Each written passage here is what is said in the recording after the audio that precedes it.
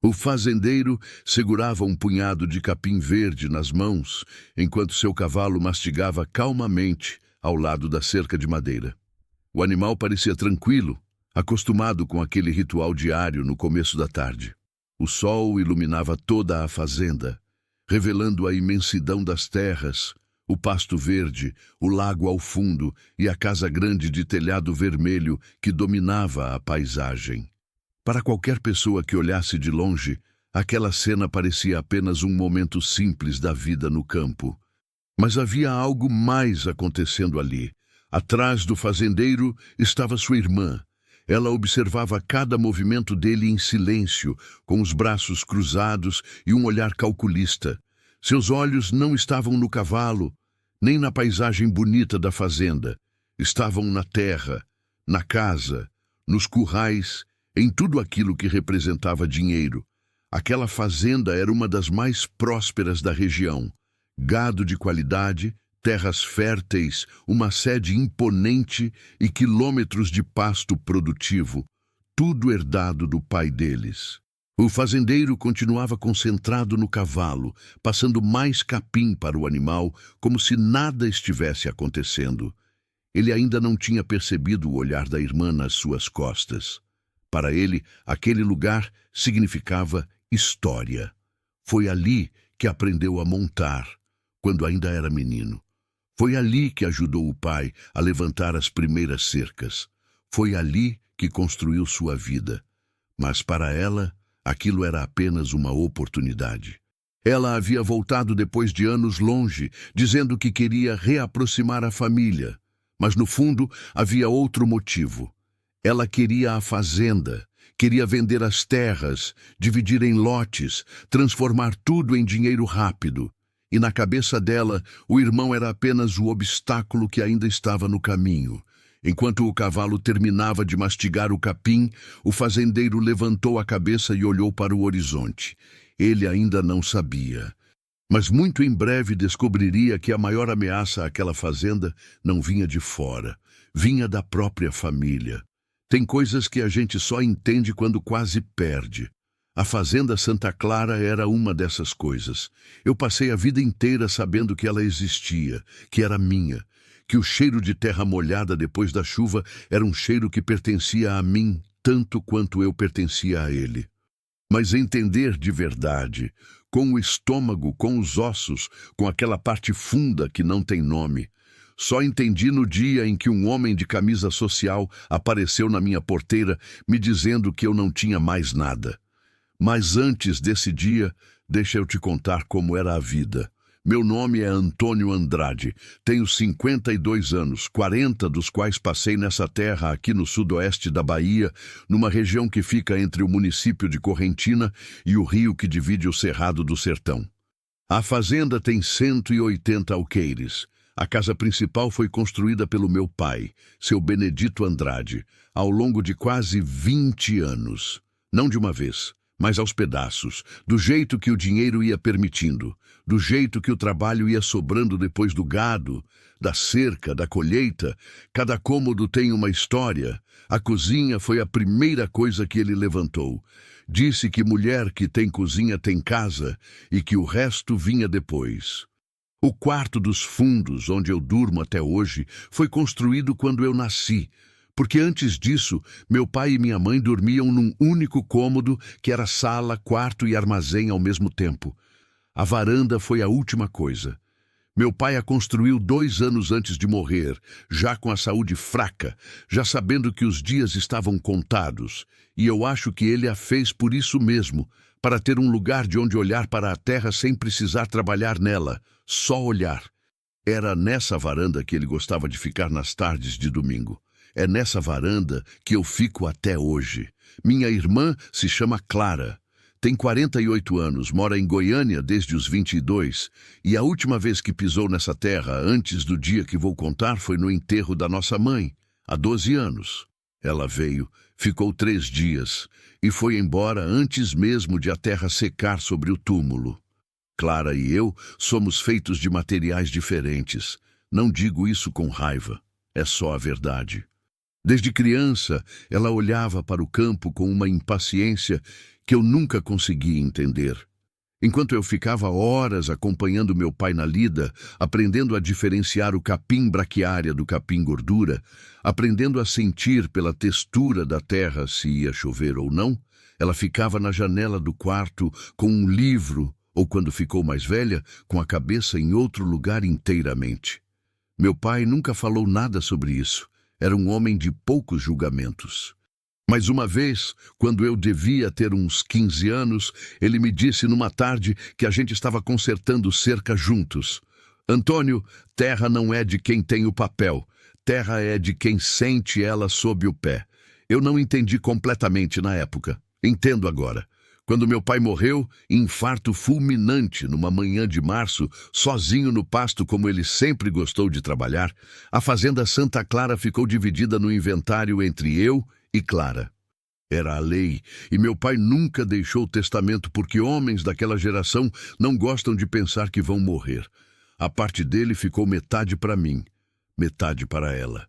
Clara vendeu a parte dela em menos de 6 meses. Não me consultou.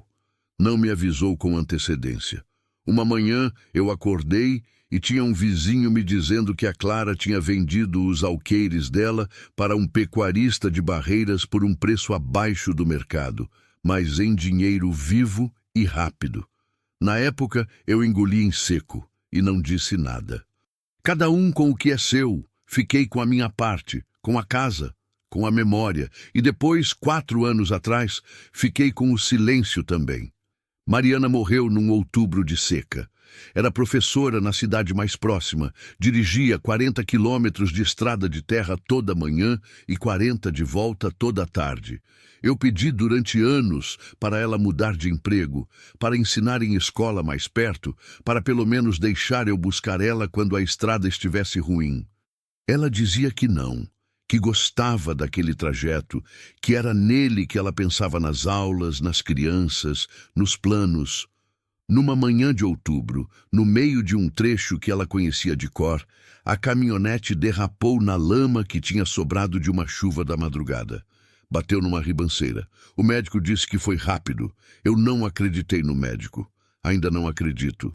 Depois de Mariana, a fazenda ficou diferente.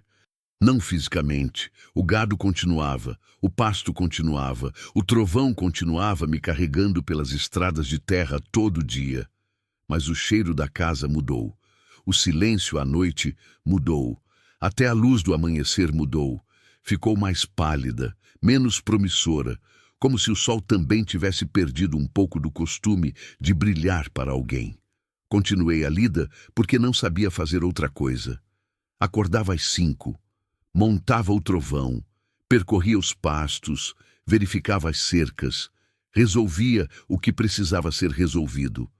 Voltava, comia sozinho, dormia, acordava de novo. Era uma vida, mas era uma vida que eu vivia mais por inércia do que por escolha. Até aquela tarde de junho. O trovão é um cavalo crioulo de 16 anos, cor de cobre escuro, com uma mancha branca no focinho que parece uma meia-lua. Meu pai comprou ele quando ainda era potro, e quando meu pai morreu, o trovão veio para mim junto com tudo mais.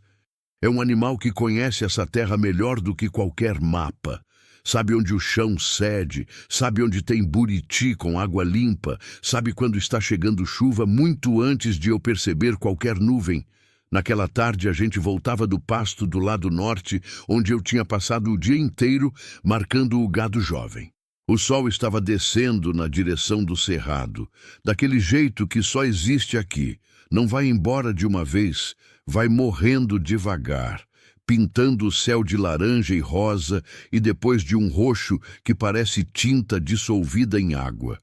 A poeira vermelha da estrada de terra subia em nuvens finas sob as patas do trovão. O cheiro de capim seco e resina de árvore do cerrado misturavam no ar quente. Eu ia com o chapéu inclinado, o corpo relaxado no ritmo do cavalo, pensando em nada específico. Aquele tipo de pensamento vago que acontece quando o corpo está ocupado e a mente finalmente descansa. Foi quando vi o carro. Estava parado na porteira principal da fazenda. Um sedã prata, limpo demais para ter chegado por estrada de terra, o que significava que tinha parado ali há pouco tempo ou tinha sido lavado antes de vir. Não era carro de vizinho. Não era carro de veterinário, nem de fornecedor de ração. Era carro de cidade. Reduzi o passo do trovão sem perceber. O animal também ficou mais atento. As orelhas foram para frente, o pescoço levantou um pouco. Cavalos sentem quando a gente está desconfiado.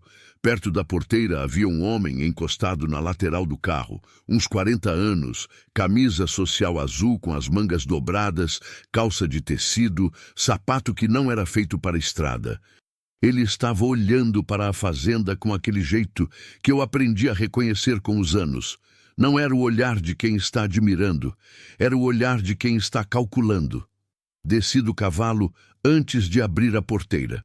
Prendi o trovão no mourão de fora e entrei pelo portão de pedestres. "Boa tarde", disse.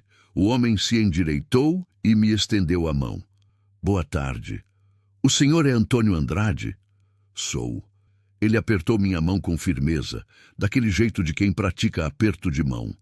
"Meu nome é Marcelo Farias, sou advogado. Represento a empresa Horizonte Agropecuária. Nunca tinha ouvido esse nome. Em que posso ajudar?" Ele abriu o banco traseiro do carro e pegou uma pasta preta. A pasta tinha aquela espessura de quem carrega muita coisa impressa e a maioria não é boa notícia. "Vim tratar de uma questão relativa a essa propriedade", disse ele. "Que questão?" Ele abriu a pasta, folheou alguns papéis com a precisão de quem conhece exatamente o que está procurando e tirou um documento de várias páginas preso por um clipe dourado. A fazenda Santa Clara foi adquirida pela Horizonte Agropecuária através de contrato firmado há 22 dias. Vim notificar o senhor formalmente sobre o processo de transferência de posse, que está previsto para ocorrer nos próximos 30 dias. Eu ouvi cada palavra. Ouvi e não entendi. Não porque não sabia o português, mas porque as palavras em si não cabiam na realidade que eu conhecia. "Isso está errado", eu disse. Ele não mudou a expressão. "O contrato foi devidamente registrado em cartório, Sr. Antônio. Tenho os documentos aqui. Eu não vendi essa fazenda. Não foi o senhor diretamente quem assinou pela totalidade. A transação foi iniciada pela coproprietária. Não existe coproprietária", cortei. "Minha irmã vendeu a parte dela há mais de 10 anos. Ele parou. Por um segundo, só um segundo, vi alguma coisa diferente no rosto dele. Não era surpresa exatamente. Era o rosto de quem acabou de entender que a história que lhe contaram pode não ser completa. A transação foi firmada como representação da parte da Clara Andrade sobre a totalidade da propriedade com procuração. Procuração assinada por mim? Sim. Eu nunca assinei procuração nenhuma. Ele olhou para o documento. Depois olhou para mim. "Tenho aqui o reconhecimento em cartório." "Me mostra."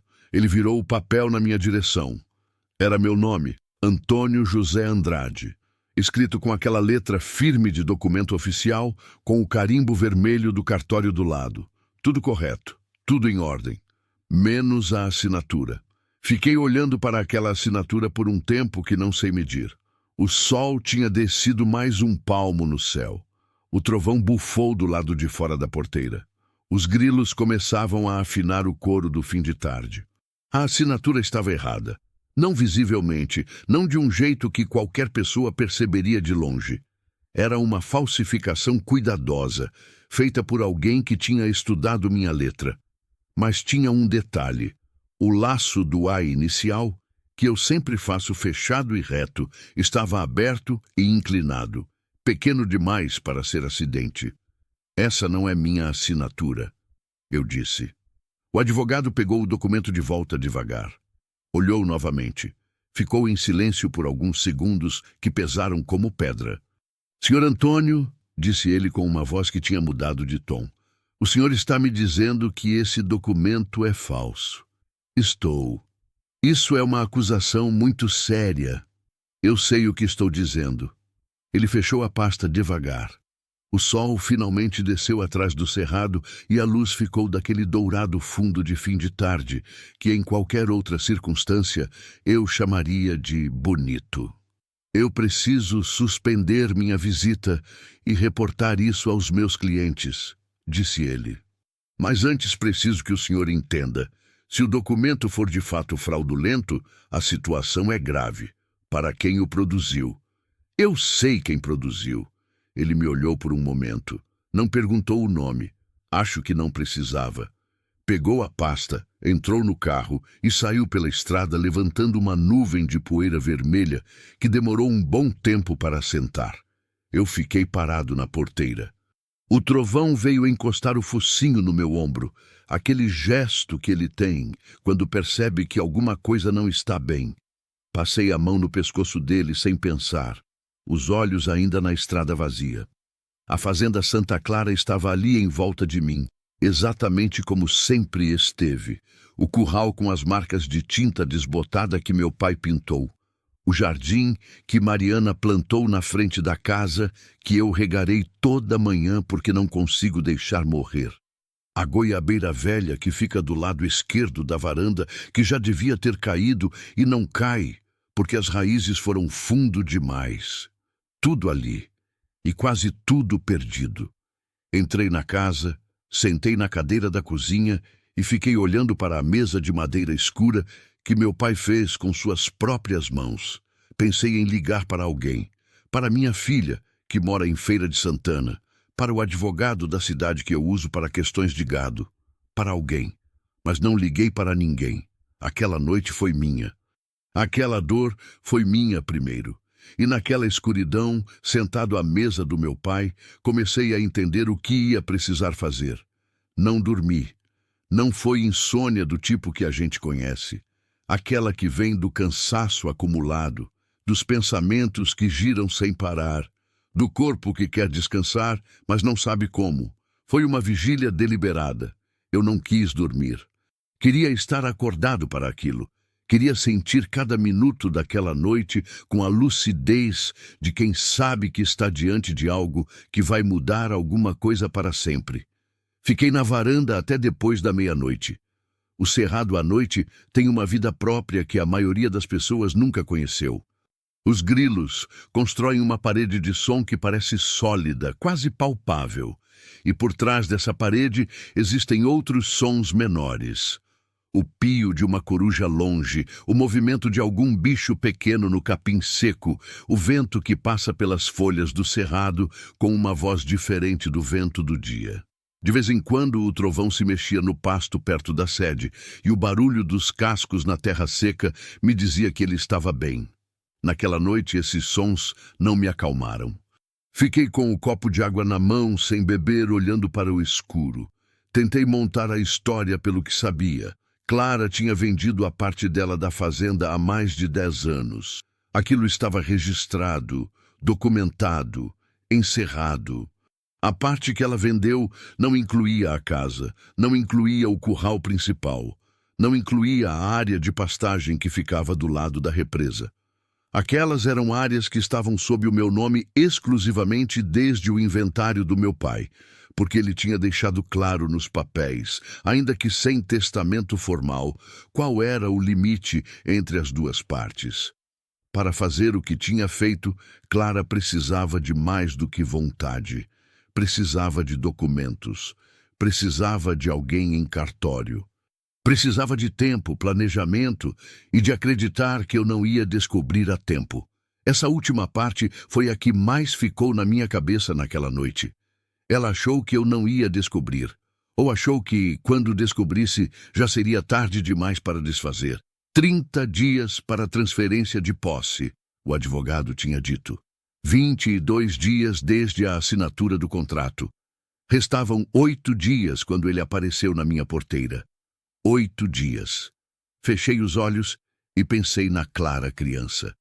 Tinha uma imagem dela que sempre voltava quando eu pensava na minha irmã. Ela com uns 10 anos, de vestido estampado, sentada na janela do quarto velho da casa, olhando para a estrada de terra, com um olhar que eu nunca soube decifrar. Não era tristeza. Não era saudade de nada. Era uma espécie de impaciência quieta, como se ela estivesse esperando por alguma coisa que a fazenda nunca ia poder dar. Meu pai via isso nela e fingia não ver. Minha mãe via e ficava preocupada em silêncio. Eu via e não entendia. Agora entendia. Tarde demais, mas entendia. Na manhã seguinte acordei às 5 como sempre, mas não montei o trovão de imediato. Fiz o café devagar, sentado à mesa do meu pai, e enquanto a água aquecia no fogão, a lenha fui abrindo a gaveta onde guardo os documentos da fazenda. São muitos anos de papel. Escrituras, contratos de compra de gado, notas de vacina, declarações de imposto territorial, recibos de manutenção de maquinário, a papelada do inventário do meu pai, os documentos do casamento com a Mariana, a certidão de óbito dela que eu nunca joguei fora, mas também nunca consigo olhar diretamente. Separei tudo que era relativo à propriedade. A escritura original da fazenda, em nome do meu pai, depois transferida para mim e para a Clara no inventário. O documento da venda da parte da Clara para o pecuarista de Barreiras, assinado por ela, reconhecido em cartório, com a minha assinatura como testemunha, essa sim verdadeira.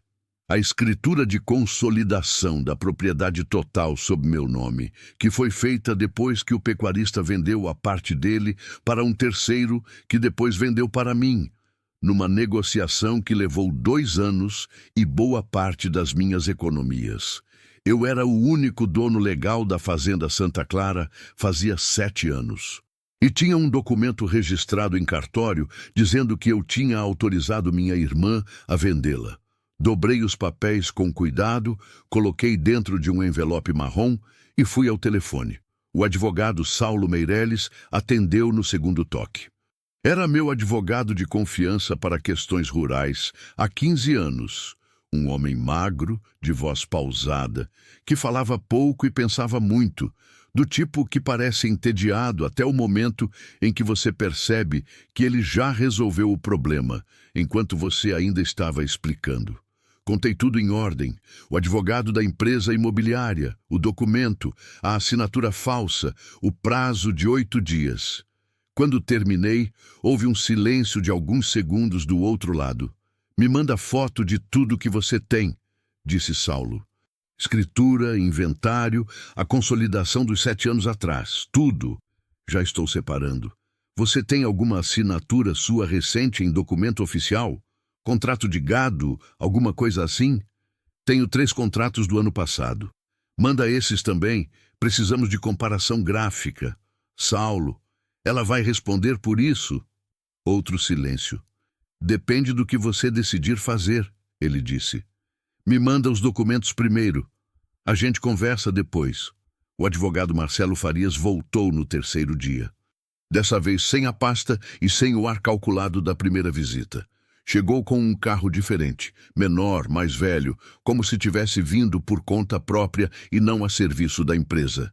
Estava de calça jeans e uma camisa simples, as mangas fechadas desta vez. Eu estava na varanda quando ele chegou. Fiz sinal para ele entrar pelo portão. Ele veio até a varanda, recusou o café que ofereci e ficou de pé, encostado no mourão do lado. Eu investiguei, disse ele sem rodeio. Eu sei o que você vai me dizer. Mesmo assim, preciso dizer. Ele tirou do bolso uma folha dobrada, abriu, me mostrou. Era um relatório de análise grafológica, feito às pressas, mas com assinatura de perito. A assinatura no documento de procuração não é a sua. Não é. O laudo aponta divergências em 7 pontos distintos. O perito classifica como falsificação intencional e cuidadosa. Intencional e cuidadosa. Essas palavras ficaram no ar por um momento. E o cartório? Ele dobrou o papel e guardou no bolso. Respirou fundo antes de falar. O tabelião que reconheceu a firma foi identificado. Está sendo investigado por um caso anterior de irregularidade em registro rural. Parece que sua irmã encontrou o elo mais fraco da corrente. Eu olhei para o pasto.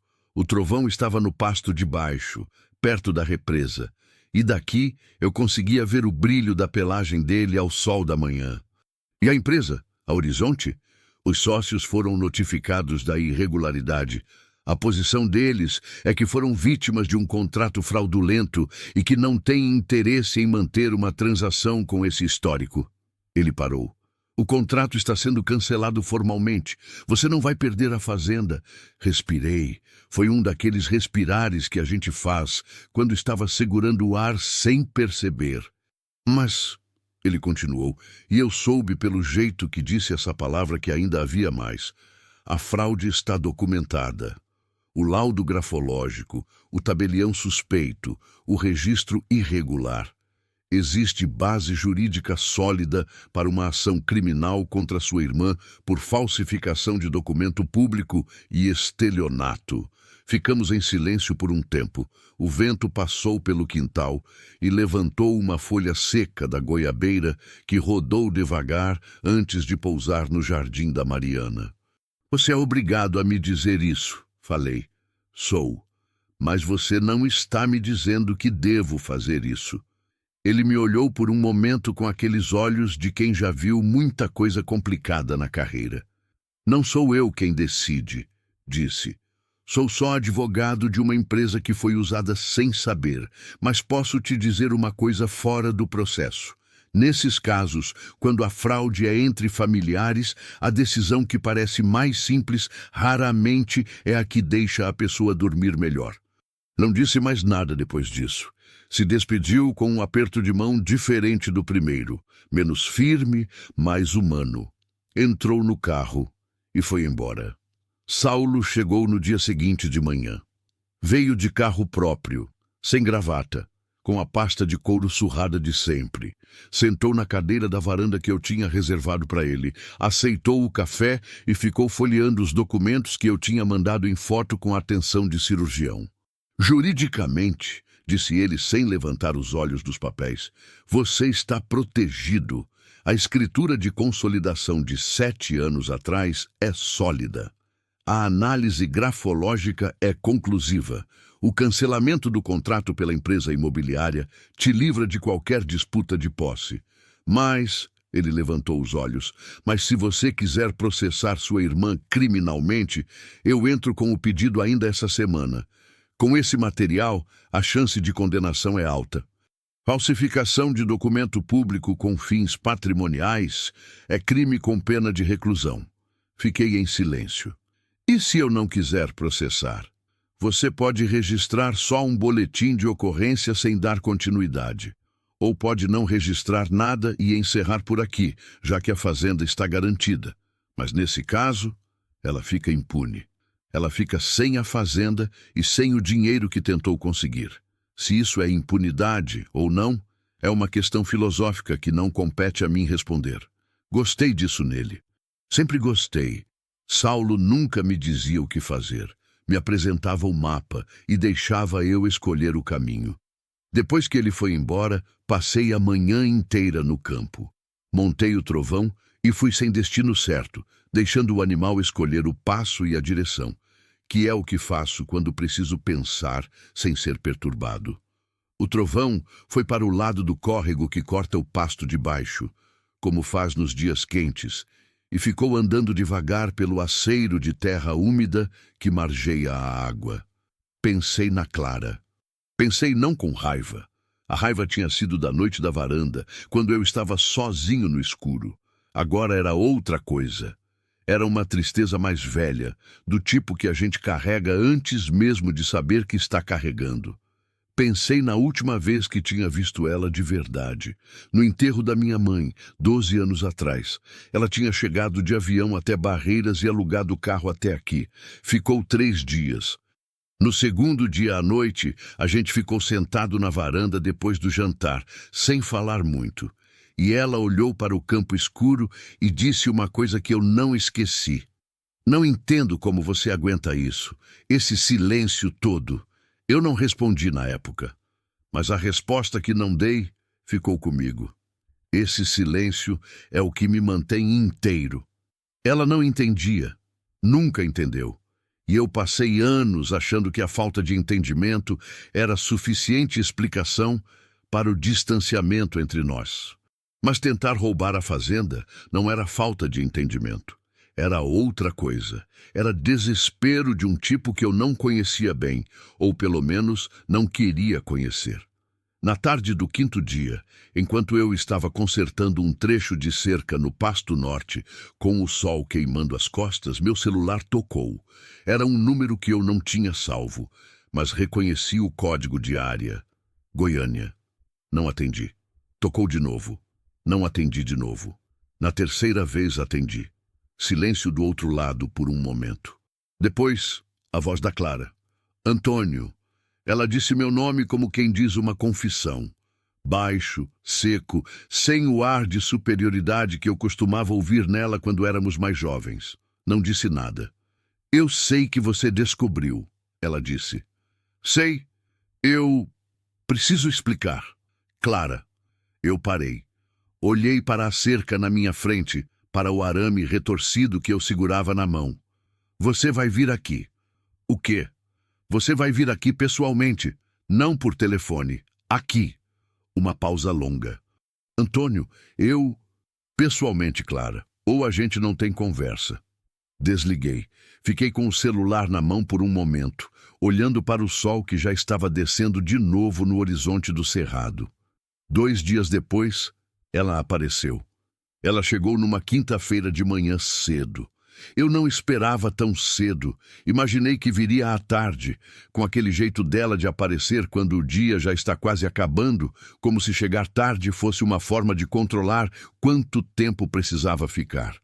Mas quando eu saí para soltar o trovão no pasto às 6:30 da manhã, o carro dela já estava parado do lado de fora da porteira. Era um carro menor do que eu esperava. Não sei por que eu esperava um carro grande. Talvez porque na minha cabeça, quem tenta vender fazenda alheia por dinheiro vivo deve estar vivendo bem. Mas era um carro popular, com um amasso pequeno no para-choque dianteiro e um adesivo desbotado no vidro traseiro que não dava mais para ler o que dizia. Clara estava sentada no banco do motorista com a janela aberta. Não tinha descido ainda. Fui até o portão devagar, com o trovão me seguindo de perto como faz quando percebe movimento diferente na rotina. Abri o portão de pedestres e fiquei do lado de fora, olhando para ela. Ela estava diferente, não diferente do jeito que as pessoas ficam diferentes quando a gente não vê por muito tempo. Mais velha, mais cansada, o cabelo de outro jeito. Estava diferente por dentro. Eu não saberia explicar isso para qualquer pessoa, mas quem tem irmão entende que existe uma linguagem que não precisa de palavra. E a linguagem do corpo da Clara, naquele momento, dizia uma coisa só. Ela estava com medo. Não medo de mim, medo de si mesma, medo do que tinha feito e do que ia ter que dizer. Desce, falei. Ela abriu a porta devagar, como se a porta pesasse mais do que devia. Estava de calça jeans e uma blusa simples cor de cinza. Cabelos pretos com fios brancos que ela não estava mais escondendo.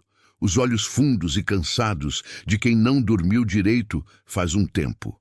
Segurava a alça da bolsa com as 2 mãos, apertada, um gesto que ela fazia desde criança quando estava nervosa e que eu não via faz décadas, mas reconheci imediatamente. Não disse nada. Abri o portão principal e fiz um gesto para ela entrar. O trovão a observou com curiosidade enquanto ela passava. Ela olhou para ele com um misto de estranheza e reconhecimento. Ela tinha medo de cavalo quando criança, e pelo jeito que desviou o caminho uns 2 passos para o lado, esse medo não tinha ido embora completamente. Fomos para a varanda sem falar. Eu trouxe 2 copos de água da cozinha, coloquei um na frente dela, sentei na minha cadeira de palha de sempre. Ela sentou na cadeira de frente, colocou a bolsa no chão e ficou olhando para as próprias mãos por um momento. O cerrado da manhã estava quieto daquele jeito bom. O calor ainda não tinha chegado, os pássaros ainda cantavam sem pressa e o ar tinha aquele frescor de início de dia que desaparece antes das 8. Espererei. Aprendi isso com a vida no campo. Quando você força o tempo, você perde alguma coisa. Quando você espera, o que precisa vir, acaba vindo. Clara levantou os olhos. Eu devia ter te ligado antes, ela disse. Devia. Eu sei, mas eu não... Ela parou. Começou de novo. Eu não sabia como falar isso. Você encontrou um jeito de falsificar minha assinatura. Podia ter encontrado um jeito de fazer uma ligação. Ela não respondeu imediatamente. Abaixou os olhos de novo, olhou para o copo de água, pegou, tomou um gole devagar. Quanto você sabe? Ela perguntou. Tudo. O advogado te contou? 2 advogados, o da empresa imobiliária e o meu. Fiz uma pausa. Sei da procuração falsa, sei do tabelião, sei do contrato, sei do prazo que você calculou para eu não descobrir a tempo. Ela fechou os olhos por um segundo.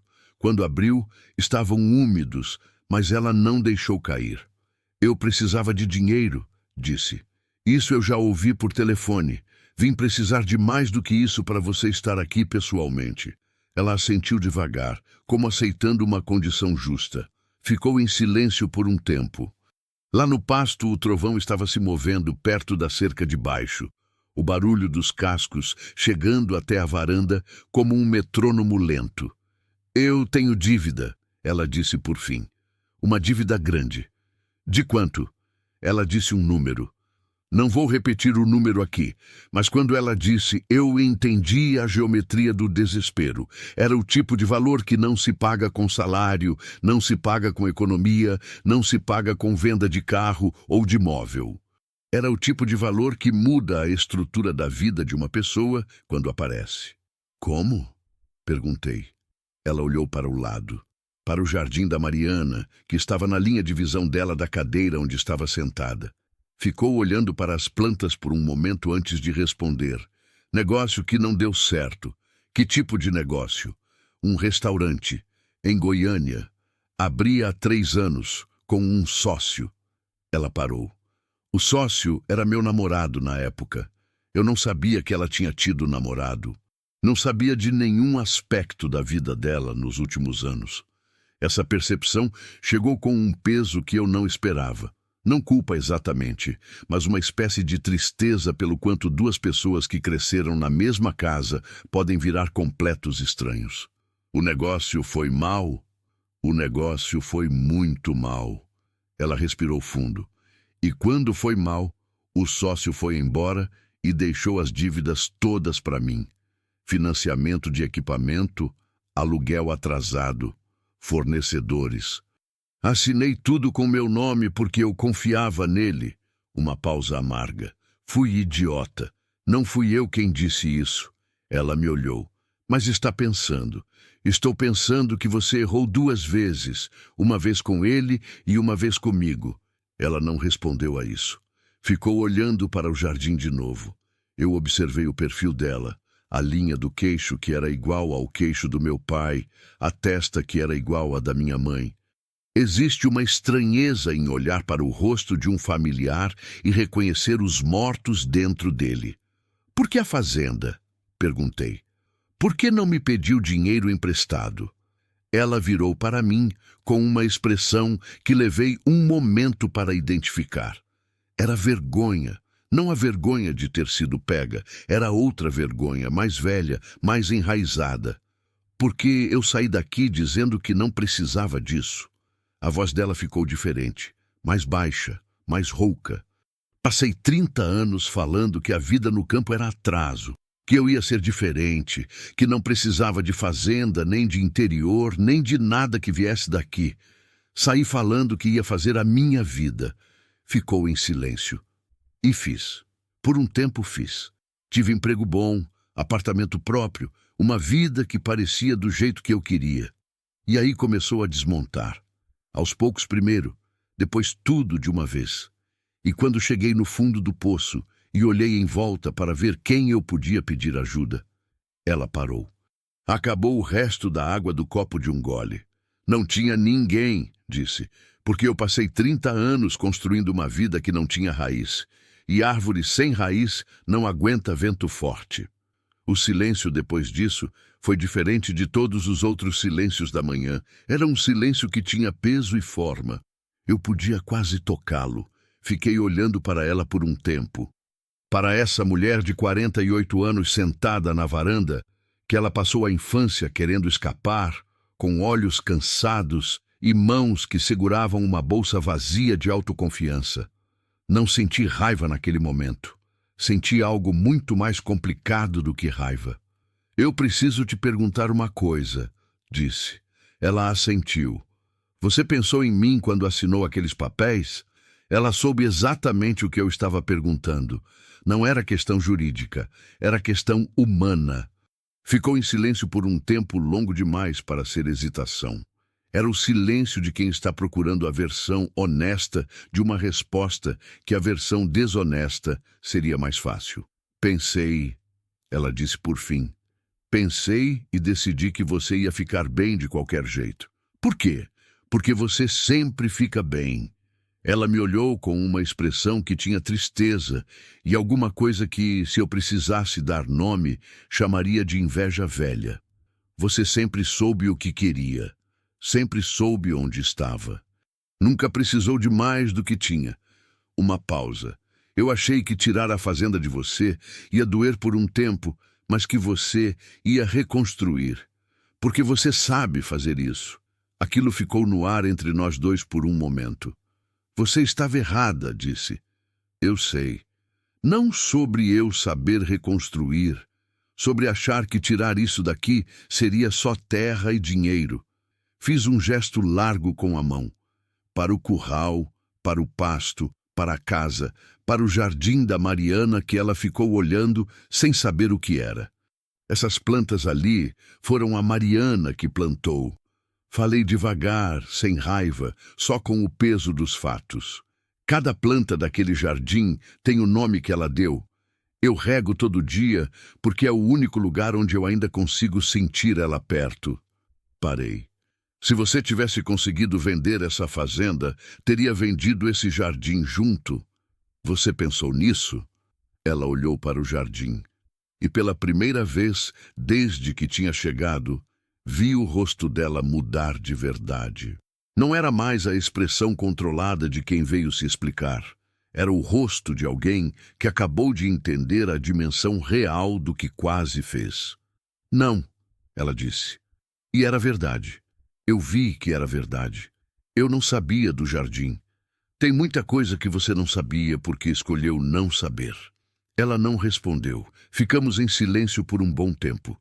O sol já estava mais alto, o calor começando a chegar devagar pelo campo. Uma garça branca passou voando baixo na direção do córrego. O trovão bufou no pasto. Por fim ela falou, "O que você vai fazer comigo?" Era a pergunta mais honesta que ela tinha feito desde que chegou. Sem rodeio, sem defesa, sem estratégia. Era a pergunta de alguém que colocou o destino nas mãos de outra pessoa e sabe disso. Olhei para ela por um momento. Pensei no meu pai na varanda do domingo à tarde, olhando para o campo sem precisar falar nada. Pensei na minha mãe no enterro, na imagem da Clara ao lado do caixão, com o rosto fechado, aquele rosto que eu nunca soube ler. Pensei na Mariana, que teria sabido o que fazer nesse momento muito mais rápido do que eu. Ela sempre soube lidar com as arestas das pessoas. Dizia que a aresta era só ângulo que não encontrou o lugar certo ainda. Você vai me devolver, disse. Clara franziu a testa. O quê? O que você tentou levar, você vai me devolver. Não em dinheiro, em presença. Fiz uma pausa para organizar o que ia dizer. O Saulo vai encerrar o processo sem ação criminal. A fazenda já está garantida juridicamente. Mas você vai fazer uma coisa. Ela esperou. Você vai voltar aqui uma vez por ano. Todo ano. Não por obrigação legal, por escolha. E quando voltar, vai sentar nessa varanda e vai me contar como você está. Não o que você quer que eu ouça. Como você está de verdade. Ela ficou me olhando. É isso? É isso? Você não vai me processar. Não. E por quê? Levantei da cadeira e fui até a beira da varanda, apoiei os braços no corrimão de madeira que meu pai instalou e que eu nunca reformei porque a madeira ainda estava boa. Porque meu pai não deixou só terra como herança, disse. E porque você é minha irmã, e irmão não é coisa que a gente escolhe, mas é coisa que a gente carrega. Virei para ela. Mas você também carrega esse peso agora. Entendeu? Ela assentiu devagar. Não disse obrigada. Ainda bem, obrigada seria pouco e ela sabia disso. Ficamos na varanda até quase meio-dia, não falando de nada importante, falando do meu pai, de memórias antigas, daquelas histórias de infância que a gente guarda sem saber porquê e um dia percebe que são as mais importantes de todas. Ela me contou uma coisa que eu não sabia, que meu pai uma vez foi até Goiânia sem avisar, nos primeiros anos depois que ela foi morar lá, só para ver se ela estava bem. Ficou 2 dias, dormiu num quarto de pensão, andou pela cidade onde a filha morava e voltou sem ter batido na porta dela porque, segundo ela, ele tinha ligado antes de ir e ela disse que estava ocupada. Ele foi mesmo assim, ela disse, sem falar nada, só para ver. Eu não sabia disso. Fiquei em silêncio processando a imagem do meu pai num ônibus interestadual, com o chapéu e a roupa de domingo, chegando numa cidade grande para ver de longe se a filha estava bem. Por que você nunca me contou isso? Porque até hoje não sei se fico com raiva ou com saudade quando penso nisso. Ela olhou para o campo. As duas coisas ao mesmo tempo, acho. Entendi isso. Às vezes, as duas coisas ao mesmo tempo é a resposta mais honesta. Quando ela foi embora, no começo da tarde, parou o carro já na estrada e desceu por um momento. Ficou olhando para a fazenda da porteira, para a casa, para o quintal, para a goiabeira velha do lado da varanda. Fiquei observando ela de longe, sem me mover. Ela ficou assim por talvez 1 minuto inteiro. Depois entrou no carro e foi embora pela estrada de terra, levantando a poeira vermelha de sempre, que o vento foi desfazendo devagar até o carro desaparecer na curva do cerrado. Fui buscar o trovão no pasto. Montei sem pressa, ajeitei o chapéu e fui pela estrada de chão na direção do Pasto Norte. A mesma estrada que eu percorria todo dia, com o mesmo sol, com o mesmo cheiro de capim e terra seca. Mas alguma coisa estava diferente naquela tarde. Não era o campo, era eu. Tinha alguma coisa mais leve no meio do peito. Não leve de alegria, leve de espaço aberto, como quando você carrega uma pedra no bolso faz tempo e um dia tira sem perceber, e só nota quando o bolso fica vazio. Fui pensando no que o meu pai tinha feito. Pegar um ônibus para uma cidade onde ele não conhecia ninguém só para ver de longe se a filha estava bem. Sem cobrar, sem anunciar, só verificar.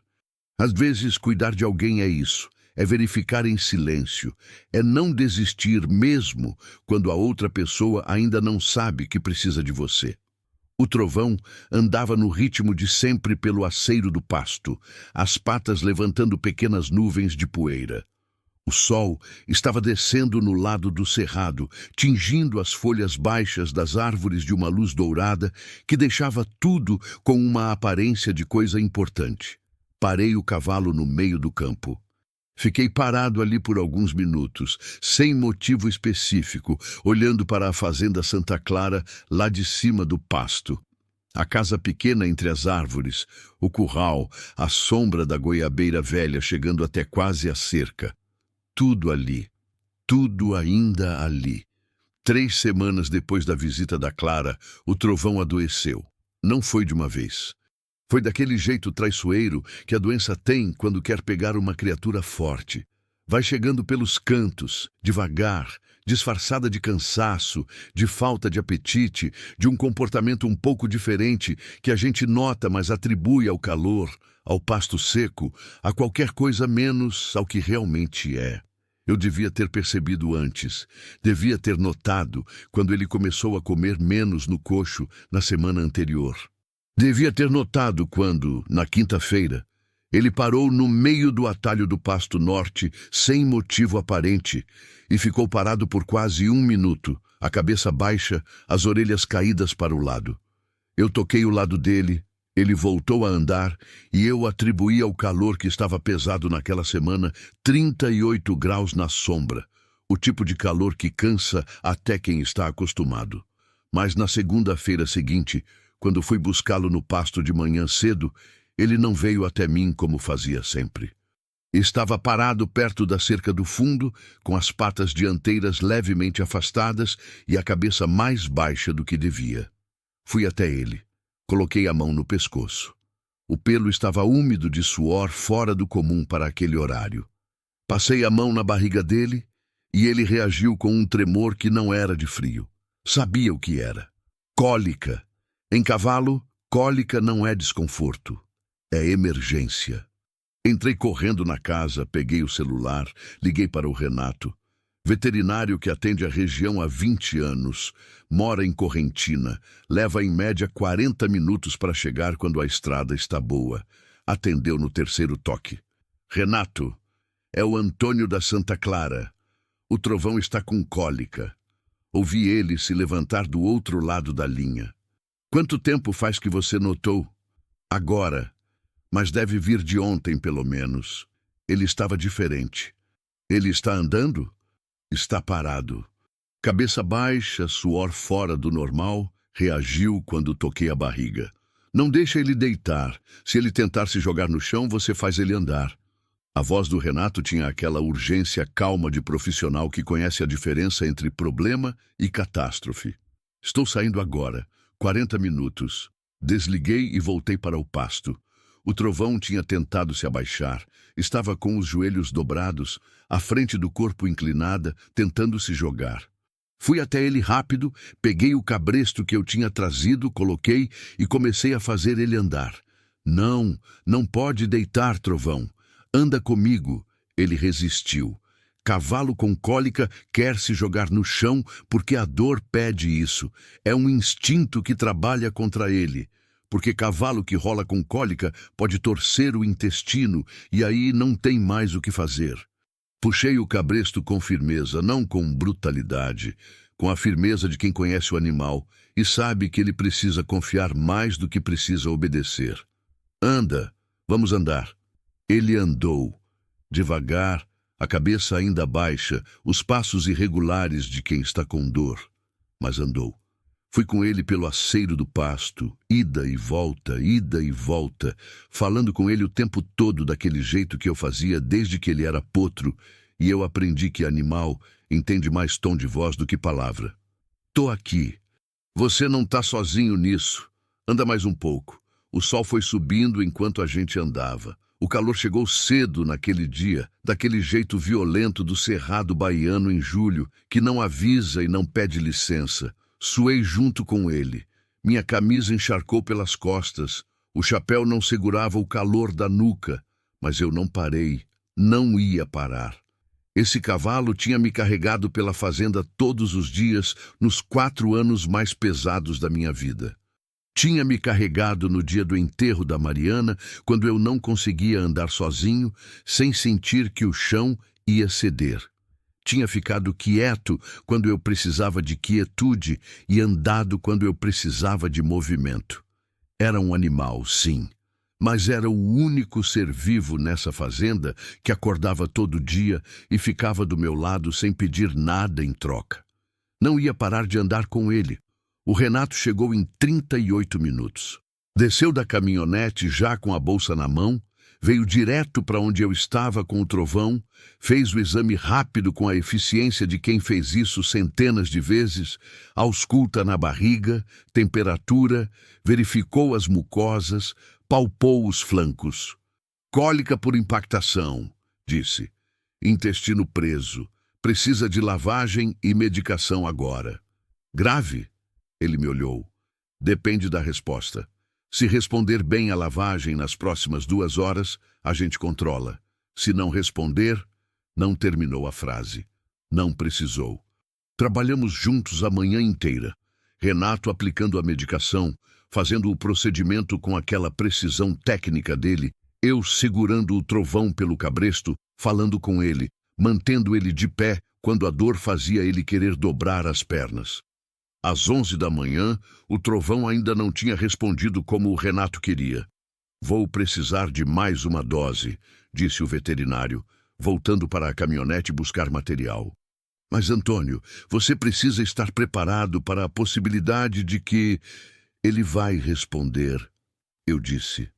O Renato me olhou com aquele olhar de veterinário experiente que já teve essa conversa muitas vezes e sabe quando o dono do animal está falando de esperança e quando está falando de negação. Você está me ouvindo? Estou, e estou te dizendo que ele vai responder. Não era teimosia. Era uma coisa mais difícil de explicar. Era a convicção de quem conhece um animal há 16 anos e sabe, no fundo das tripas, que aquela criatura ainda tem força sobrando. O Renato não discutiu. Voltou com o material e continuou. Às 12h30, o trovão liberou.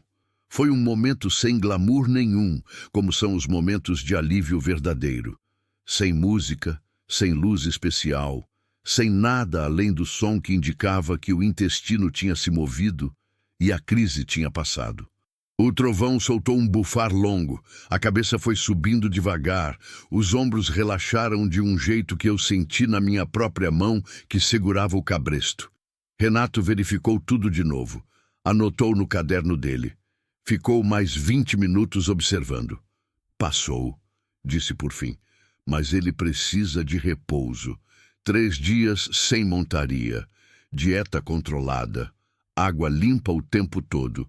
E você me liga se qualquer coisa mudar. Pode deixar. Ele começou a guardar o material na bolsa. Parou, me olhou. Você ficou com ele 3 horas andando nesse sol. Tinha que ficar. Você está vermelho como brasa. Bebeu água hoje? Pensei. Não tinha bebido nada desde o café das 5 da manhã. Vou beber agora. Renato balançou a cabeça com aquele jeito dele. Não era julgamento. Era a resignação carinhosa de quem conhece o tipo de pessoa que cuida de tudo menos de si mesmo.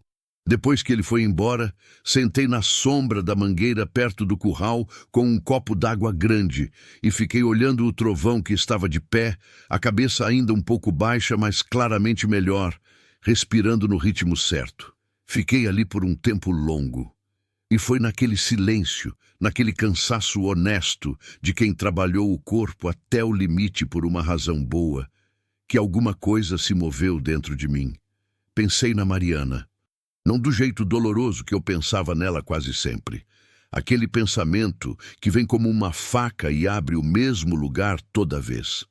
Pensei nela de um jeito diferente. Lembrei de uma tarde, devia fazer uns 6 anos, em que o cachorro velho que a gente tinha adoeceu de repente. Era um vira-lata, chamado Farofa, que ela tinha resgatado de uma estrada e trazido para a fazenda sem me consultar, como ela fazia com os animais. O cachorro ficou 2 dias mal, e ela passou esses 2 dias inteiros do lado dele, trocando compressa, dando água com seringa, falando com ele em voz baixa, como se ele entendesse cada palavra. Eu tinha perguntado por que ela não dormia. Ela tinha me olhado com aquela expressão simples e direta, que era a expressão mais dela de todas. Porque ele precisa saber que não está sozinho, Antônio. Animal doente que se sente sozinho desiste mais fácil. O Farofa viveu mais 3 anos depois disso.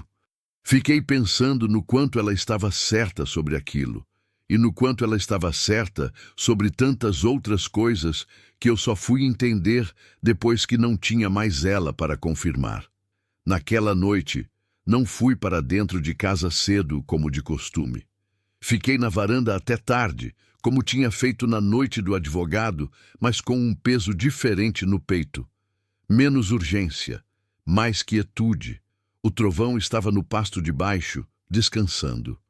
De vez em quando eu ouvia o movimento dele na escuridão, o barulho dos cascos, um bufar suave. Presença, só presença. Fui buscar a fotografia da Mariana que fica na cômoda do quarto. Era uma foto que a minha filha tinha tirado num domingo de almoço, 3 anos antes de Mariana morrer, Ela estava sentada nessa mesma varanda, com um prato de comida no colo, rindo de alguma coisa que eu tinha dito e que eu não lembro mais o que era. O cabelo solto, os ombros relaxados, os pés descalços apoiados no corrimão. Sentei na cadeira de palha, com a fotografia na mão, e fiquei olhando para ela por um tempo. Não chorei. Faz um tempo que não consigo mais chorar da Mariana, e não sei se isso é cura ou é só anestesia. Mas fiquei com ela na mão, com o cerrado escuro na frente, e tive uma conversa silenciosa do tipo que a gente tem com os mortos quando precisa muito de conselho e não tem mais de onde buscar. O que você faria agora? Ela não respondeu, porque morto não responde, mas eu sabia o que ela diria. Conhecia ela o suficiente para saber. Ela diria: para de carregar tudo sozinho como se fosse medalha, Antônio. Na manhã seguinte, liguei para a minha filha. Luciana tem 28 anos, mora em Feira de Santana, trabalha como enfermeira num hospital público. É uma mulher direta e paciente ao mesmo tempo, que herdou a clareza da mãe e a teimosia do pai em doses que às vezes me preocupam. Fala comigo todo domingo, mas nossas conversas costumam ser práticas. Como está o gado, como está a fazenda, como estou eu, respostas curtas de quem aprendeu que o pai não gosta de se estender. Liguei numa quarta-feira, fora da hora de costume. Ela atendeu na primeira chamada. Pai, aconteceu alguma coisa? Preciso te contar umas coisas. Tem tempo? Uma pausa curta. Tenho todo o tempo. Contei tudo. A tentativa da Clara, o advogado na porteira, a falsificação, a visita dela, a conversa na varanda. Contei sem pressa, sem cortar as partes difíceis, sem resumir o que não cabia em resumo. Era a conversa mais longa que eu tinha tido com a minha filha em anos, e eu só percebi isso no meio, quando ela ficou em silêncio por um tempo, depois que eu terminei de falar da Clara, e eu me dei conta de que o silêncio dela não era espanto. Era ela processando uma quantidade de informação que eu tinha guardado sozinho por semanas. Você estava carregando isso tudo sozinho, ela disse. Não era pergunta. Estava. Por quê? Porque é o que eu sei fazer. Pai. A voz dela tinha aquela firmeza carinhosa que era exatamente igual à da Mariana e que às vezes me pega desprevenido. Você sabe que eu precisava saber disso. Sei. Por isso estou contando agora. Agora que passou. Agora que consigo contar direito. Ela ficou em silêncio por um momento. A tia Clara, você realmente não vai processar? Não. Por quê? Pensei em como explicar para uma pessoa de 28 anos que cresceu longe da fazenda o que é carregar o peso de uma família que foi ficando menor com os anos. Como explicar que às vezes perdoar não é fraqueza nem esquecimento, é só recusar a virar mais uma perda numa lista que já é longa demais. Porque não quero perder mais uma pessoa, Luciana. Ela ficou quieta. Mesmo depois do que ela fez? Mesmo assim, uma pausa longa. A vovó teria feito a mesma coisa, disse ela por fim. Aquilo me pegou no meio do peito. É, falei. Teria. Ficamos em silêncio por um momento, os dois com os mortos que amávamos entre a gente, ocupando o espaço da linha como sempre ocupam. Eu quero ir aí, ela disse. Esse final de semana. Posso? Pode sempre. Você vai me buscar em Correntina? Vou estar lá na sexta. Desliguei o telefone e fiquei parado na cozinha por um momento. Lá fora o sol batia forte no quintal, a luz branca de meio-dia que deixa as sombras curtas e duras. O jardim da Mariana estava ali, verde apesar do calor. As plantas que ela escolheu uma por uma com aquela paciência dela, de quem sabe que coisa que cresce leva tempo. Fui até o jardim, peguei o regador, fui até a torneira do lado da casa, enchi. Reguei cada planta com calma, sem pressa, do jeito que ela ensinava. Na base, não na folha, porque água na folha queima com o sol forte. Enquanto regava, pensei que algumas coisas que a gente faz todo dia são menos sobre a coisa em si e mais sobre a promessa que a coisa representa. Regar aquele jardim todo dia não era jardinagem. Era uma forma de dizer que eu ainda estava ali.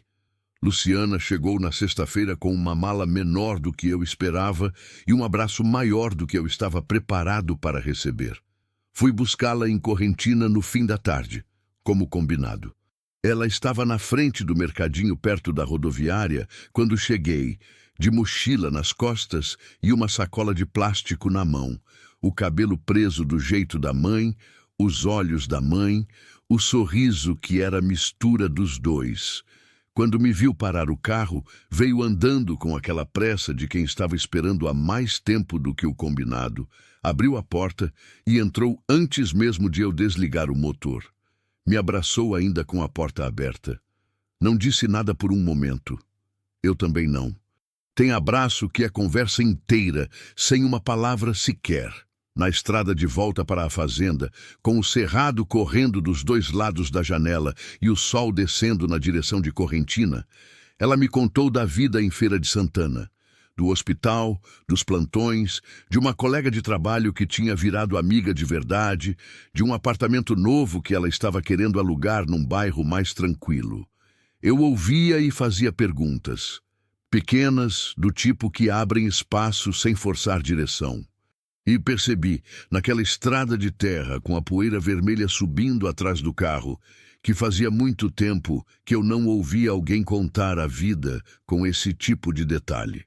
O tipo de detalhe que as pessoas contam quando sentem que tem espaço para isso. Quando não estão resumindo para poupar o tempo de quem escuta. Você está diferente, ela disse de repente.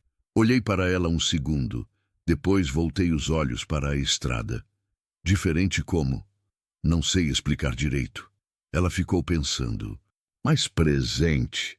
É como se antes você estivesse aqui, mas com uma parte guardada em outro lugar. Agora parece que está tudo no mesmo lugar. Não respondi imediatamente.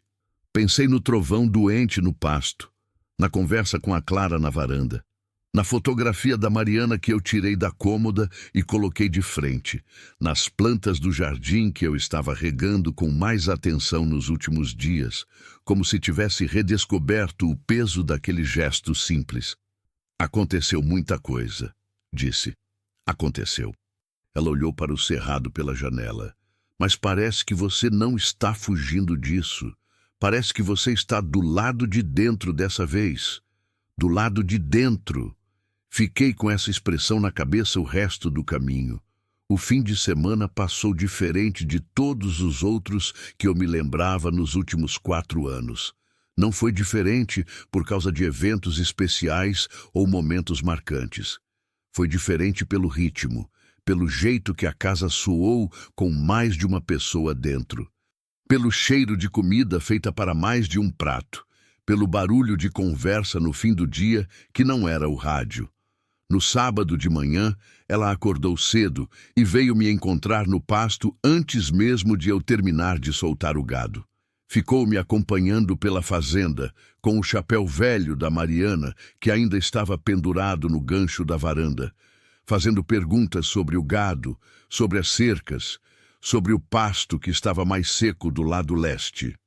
Perguntas de quem quer entender, não de quem está preenchendo o silêncio. O trovão estava de repouso no pasto de baixo, e quando ela o viu pela primeira vez, ficou parada olhando por um momento. Ele é bonito, disse. É, parece cansado.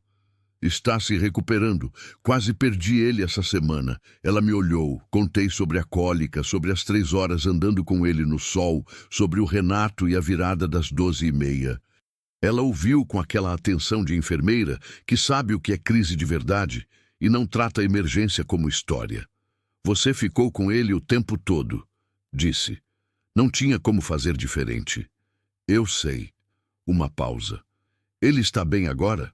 Está comendo, está descansando, responde quando chamo. Ela olhou para o trovão de novo, que estava parado na sombra de uma árvore de pequi perto da cerca, nos observando com aquela atenção quieta que ele tem. A mãe ia gostar de saber que você cuida dele assim. Aquilo veio sem aviso e me pegou desprevenido, como sempre acontece com as verdades que a gente não estava esperando. Fiquei em silêncio por um momento, olhando para o cavalo. Ela gostava dele, disse por fim. Ela gostava de tudo que você gostava. Luciana disse isso sem melancolia, como quem constata um fato bonito. Era o jeito dela. Ficamos lado a lado na cerca de arame por um tempo, olhando o pasto e o trovão na sombra e o céu azul do cerrado, que é o mesmo céu de sempre. No domingo de manhã, enquanto eu fritava ovos no fogão a lenha e Luciana tomava café sentada à mesa, o celular dela tocou. Ela olhou, franziu a testa levemente, atendeu.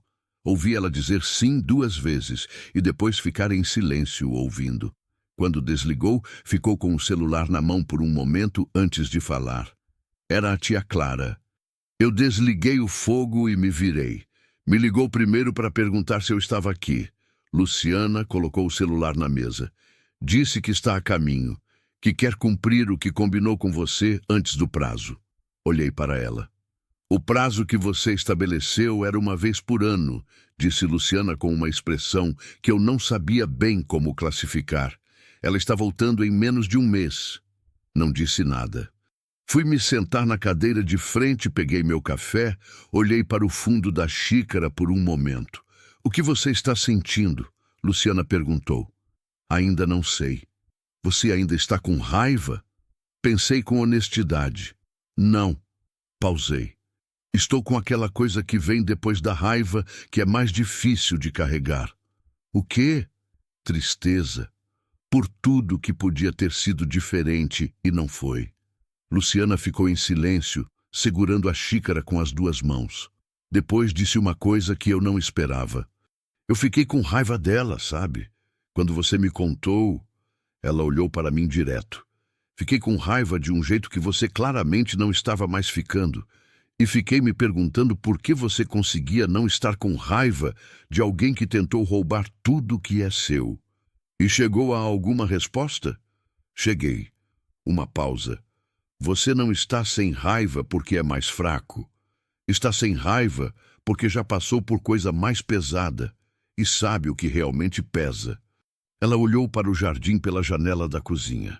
Perder a mãe te ensinou a escala das coisas. Aquilo ficou no ar por um bom tempo.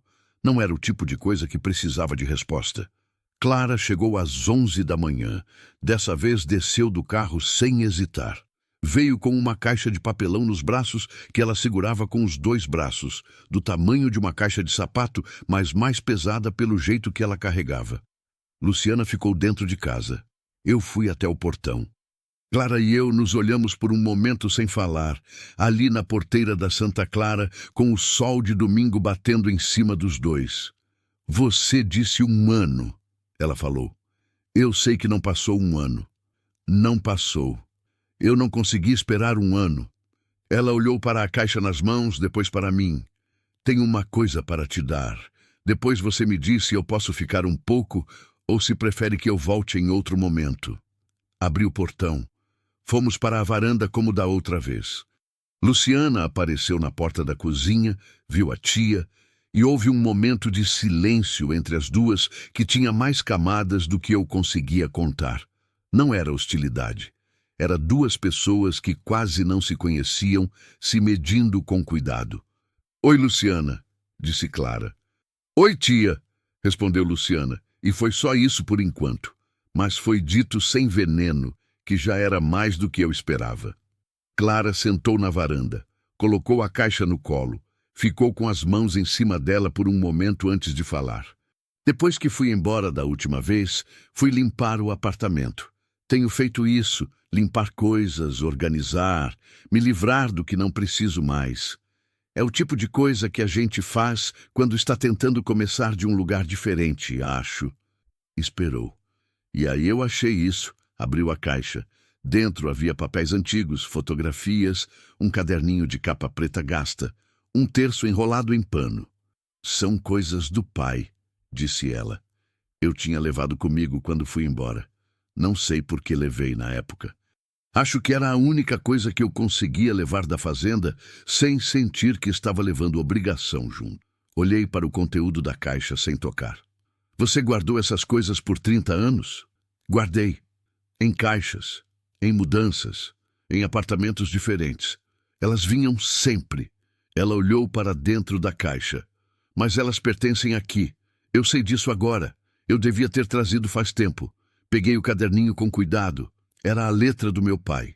Reconheci na primeira linha aquela caligrafia miúda e inclinada para a direita que ele tinha, que eu vi em notas de compra e venda de gado e em bilhetes que ele deixava na cozinha quando saía cedo demais para me acordar. Eram anotações de fazenda, datas de plantio, registros de nascimento de gado, preços pagos por saca de milho em anos que eram antes de eu ter memória. Mas no meio das anotações práticas havia outras coisas. Pensamentos curtos, às vezes só uma frase, sem data, sem contexto. Abri numa página do meio. O homem que cuida da terra aprende que paciência não é fraqueza, é a coisa mais forte que existe. Fechei o caderno com cuidado. Fiquei com ele na mão por um momento, sentindo o peso dele, que era pouco em grama e muito em tudo mais. Obrigado, disse para a Clara. Ela assentiu, olhou para as mãos. Tem mais uma coisa que eu preciso dizer. Esperei-lo. Eu não vim só trazer a caixa. Ela respirou fundo. Vim porque preciso te pedir perdão de verdade. Não pelo telefone, não por mensagem. Aqui, na sua frente, nessa varanda. Ela levantou os olhos. O que eu fiz foi errado de um jeito que vai além de crime e lei. Foi errado porque você é meu irmão. E essa fazenda é a única coisa que sobrou dos nossos pais. E eu tentei te tomar isso porque estava desesperada e com vergonha, e não soube pedir ajuda de outra forma. Ficou em silêncio por um momento. Não tem desculpa para isso. Não estou pedindo que você entenda. Estou pedindo que você me perdoe mesmo sem entender. Luciana tinha vindo para a porta da varanda sem fazer barulho. Ficou encostada na parede ouvindo, os braços cruzados, o rosto quieto. Olhei para a minha irmã. Para essa mulher que cresceu na mesma casa que eu, dormiu debaixo do mesmo teto, aprendeu as mesmas músicas da minha mãe e fugiu da mesma terra que me fez inteiro, que carregou coisas do meu pai por 30 anos sem saber por que carregava. Que chegou aqui no limite de si mesma e fez a coisa mais errada que podia e depois voltou antes do prazo porque não conseguiu esperar. Você está perdoada, disse. Ela fechou os olhos por um segundo. Quando abriu, estavam molhados, mas o que eu vi neles não era alívio de culpa, era outra coisa. Era o rosto de alguém que acabou de receber alguma coisa que não achava que merecia. E ainda não sabe bem o que fazer com isso. Perdoada não quer dizer esquecida, acrescentei. E não quer dizer que a confiança volta do mesmo jeito que era. Essas coisas levam tempo. Eu sei, mas você está perdoada. Ficamos os três na varanda até o fim da tarde. Foi estranhamente simples. Não havia mais o peso da não dita esperando explodir.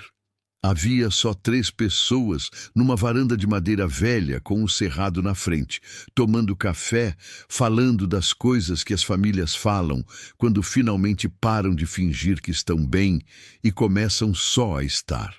Clara contou mais sobre Goiânia. Sobre o restaurante que faliu, sobre o namorado que foi embora com as dívidas, sobre os meses que se seguiram tentando segurar o que não tinha mais como segurar. Contou sem o filtro de dignidade forçada que ela tinha usado na primeira visita. Contou com o cansaço honesto de quem finalmente parou de carregar sozinho. Luciana foi ficando mais solta com o tempo. No começo respondeu com monossílabos, depois com frases, depois estava fazendo perguntas por conta própria. Vi na minha filha algo que a Mariana teria reconhecido imediatamente. A capacidade de deixar o ressentimento ceder espaço para a curiosidade sobre a pessoa, que é uma forma de generosidade que nem todo mundo consegue. O sol foi descendo pelo cerrado daquele jeito lento e determinado que o sol do interior tem. A luz ficou dourada, depois laranja, depois aquele roxo suave que precede o escuro.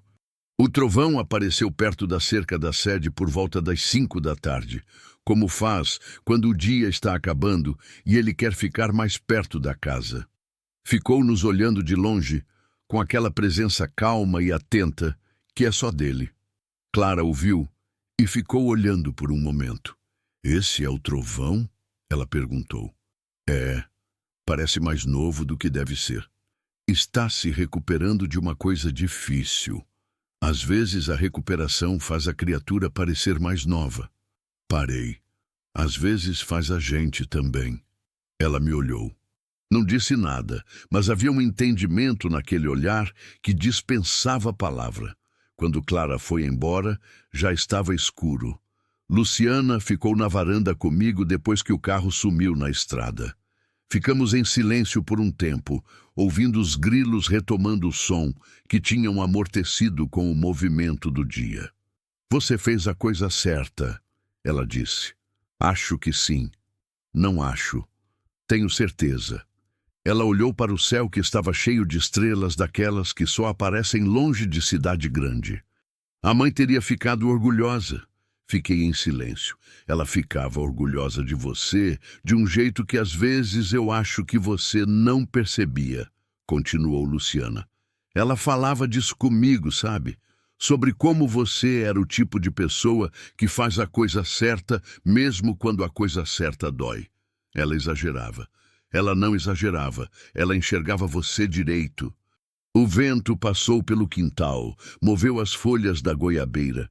Chegou até a varanda com aquele cheiro de terra e noite que é o cheiro mais antigo que eu conheço.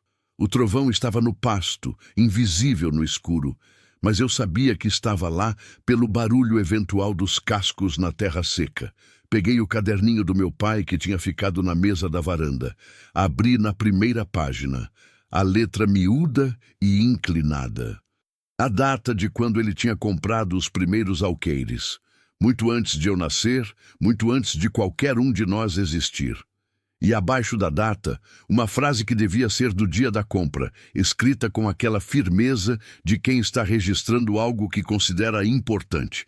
"Esta terra não é minha, sou eu que sou dela." Fechei o caderno devagar. Luciana estava me olhando. "O que diz?" ela perguntou. Li para ela. Ela ficou em silêncio por um momento, absorvendo. "É verdade," disse por fim. "É, sobre a terra, mas também sobre outras coisas." Entendi o que ela queria dizer. Sobre pessoas também, sobre filhos e pais, sobre a Mariana que estava em cada planta daquele jardim, sobre a Clara que tinha voltado antes do prazo porque não conseguia segurar sozinha, sobre o trovão que tinha atravessado 16 anos ao meu lado sem nunca pedir mais do que eu tinha para dar. Não somos donos das coisas que amamos, somos delas. Luciana foi embora na segunda-feira de manhã. Fui levá-la em Correntina de novo, pelo mesmo caminho do fim de semana, mas diferente porque diferente era o que eu sentia no caminho de volta. Quando entrei de novo na estrada da fazenda, com a poeira vermelha levantando sob as rodas, o sol da manhã batendo de lado e pintando o cerrado daquela luz de início de dia que não tem igual, parei o carro no meio da estrada. Não tinha razão prática para parar. Não tinha cerca caída, não tinha animal na pista, não tinha nada. Parei porque quis. Desci do carro, fui até a beira da estrada e fiquei olhando para a Santa Clara lá na frente. A casa entre as árvores, o curral, o pasto verde que a represa mantinha vivo mesmo no seco do cerrado, o jardim da Mariana, que daqui eu conseguia ver como uma mancha colorida do lado esquerdo da casa. Fiquei ali parado por um tempo que não me preocupei em medir. Pensei no pai com o caderninho de capa preta, registrando a vida da fazenda em letras miúdas que achava que seriam só seus. Pensei na mãe, que a Clara disse que ele foi visitar em silêncio de ônibus, sem avisar, só para ver se estava bem. Pensei na Mariana, que plantou cada planta daquele jardim sabendo que levaria anos para crescer direito, e que cresceu, mesmo sem ela para ver. Pensei que há coisas que a gente faz que só fazem sentido para os que vêm depois. E pensei que talvez essa seja a definição mais honesta de herança que existe. Não o que a gente recebe, mas o que a gente cuida o suficiente para poder passar adiante. Voltei para a fazenda, solei o trovão no pasto, tomei o café da manhã com calma na mesa do meu pai. Depois fui até o jardim da Mariana com o regador. Reguei cada planta na base sem pressa, como ela ensinava. E quando terminei, fiquei de pé no meio do jardim por um momento, com o regador vazio na mão, o sol da manhã aquecendo as costas, os pássaros do cerrado fazendo aquele barulho cheio e vivo de início de dia. Tinha uma bromélia nova crescendo no canto do jardim, pequena, saída do nada entre as pedras, que eu não tinha plantado e não sabia de onde tinha vindo. Verde escura, firme no lugar seco, sem pedir licença para existir. Agachei para olhar melhor. Ela estava crescendo inclinada na direção do sol, como toda planta faz quando quer viver. Fiquei olhando para ela por um tempo. Depois me levantei, fui buscar mais água e reguei ela também.